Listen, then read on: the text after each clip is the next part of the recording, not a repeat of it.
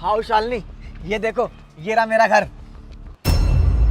ये तुम्हारा घर है? हाँ तो मेरा ही घर है। तुम तो ऐसे चौंक रही हो जैसे मैंने घर ना दिखाकर तुम्हें कोई गाड़ी या कोई बैलगाड़ी दिखा दी हो। लेकिन तुमने तो कहा था कि तुम्हारा घर अंसल सोसाइटी के अंदर है, जहाँ घरों की कीमत 2 से 4 करोड़ होती है।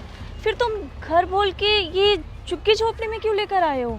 देखो, मैंने तुम्हें बिल्कुल सही बोला था कि मेरा घर अंसल सोसाइटी के अंदर है। तुम किसी से ही पूछ सकती हो, ये अंसल सोसाइटी है और यहाँ पे फ्लैट की कीमत 2 से 4 करोड़ रुपए है। और हाँ, मुझे अच्छे से याद है, मैंने तुम्हें ये भी बोला था कि मेरे घर के सामने बहुत बड़ा पार्क है। तो वो देखो पीछे पार्क।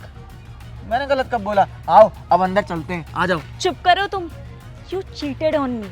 अच्छा हुआ शादी के पहले तुम मुझे अपना घर घुमाने लेकर आ गए और इसी के साथ तुम्हारी असलियत भी मेरे सामने आ गई, वरना मैं पागल तुमसे शादी कर लेती और शादी के बाद इस झुग्गी झोपड़ी में रहती। छी, मुझे तो खुद पर शर्म आ रही है कि मैंने तुमसे प्यार किया, तुमसे शादी करने जा रही थी। छी। और वैसे भी ये जो कपड़े पहने हुए हैं तुमने, मुझे तो लगता है तुमने किसी से भीख मांगी हुई है। और ये सोने की चैन सोने की नहीं, नकली की है। झूठे इंसान। देखो, तुम बहुत गलत समझ रही हो। पहली चीज़ तो ऐसा कुछ भी नहीं है, और दूसरी चीज़ रही घर की, तो देखो घर गाड़ी ये सब चीज़ें तो बाद में बन जाती है। इंसान अच्छा होना चाहिए। अब मैं तुम्हारे लिए बहुत परफेक्ट चॉइस हूँ। प्लीज़ तुम टाइम वेस्ट मत करो, आओ अंदर घुमा के लाता हूँ। ओ हेलो, मेरे पास इतना टाइम नहीं है कि तुमसे शादी करूं, वेट करूं, तब तुम पैसा लेकर आओगे, गाड़ी लेकर आओगे, घर लेकर आओगे। शादी के तुरंत बाद मुझे लग्जरी लाइफ चाहिए, समझ आई? और वैसे भी ये जो अपना घर देख रहे हो ना, इससे अच्छे घर में रहती हूँ मैं, और शादी के बाद इस झुग्गी झोपड़ी में रहूंगी, सोचना भी मत। मेरी तरफ से ये रिश्ता खत्म है। मैं तुमसे कोई शादी वादी नहीं करने वाली अब। चलो निकलो यहाँ से तुम। शालिनी,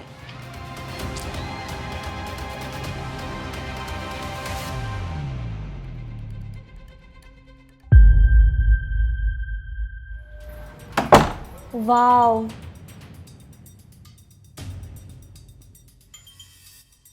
ये फ्लैट तो बहुत अच्छा है। अब तो इसी फ्लैट को मैं रेंट पर लूंगी। वैसे छोटू, तुम्हारे मालिक हैं कहाँ? बुलाओ ना उन्हें। हाँ अभी बुलाता हूँ। कपिल भैया।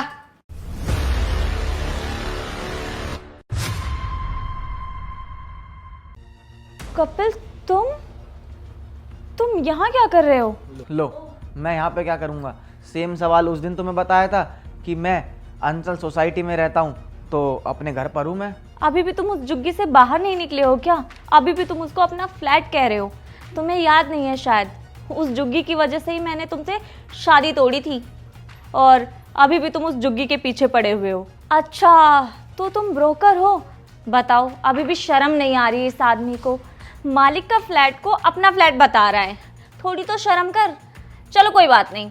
वैसे ये फ्लैट मुझे सच में बहुत पसंद आया। इसी बहाने तेरे जेब में भी 5-10 रुपये चले जाएंगे, मुझे खुशी होगी। बस चुप करो। जो गलती तुमने उस दिन करी थी, सेम गलती तुम आज कर रही हो।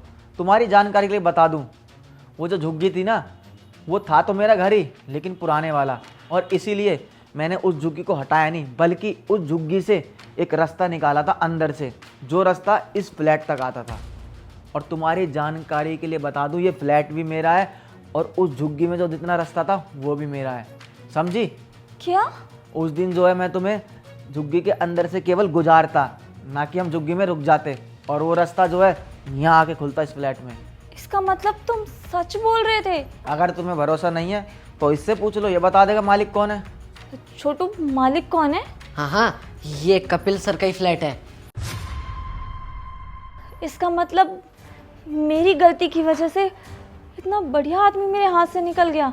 देखो कपिल, मुझसे ना गलती हो गई थी, बहुत बड़ी गलती हो गई थी। उसके लिए मैं तुमसे सॉरी बोलती हूँ। माफ़ कर दो, जो भी हुआ ख़त्म करते हैं। अब मैं शादी के लिए तैयार हूँ। बताओ कब करनी है शादी? मैं बिल्कुल तुमसे शादी नहीं करूँगा। वो तो अच्छा हुआ उस दिन तुमने अपना असली रंग दिखा दिया, वरना मैं तो गलत लड़की शादी कर बैठता। और हाँ, अगर तुम इस फ्लैट के 2 लाख रुपए भी दोगी ना मुझे रेंट के, तब भी मैं तुम्हें नहीं दूंगा। अरे चेतन, आगे से ऐसी लड़की को आने मत दियो। चलिए मैडम, बाहर चलिए।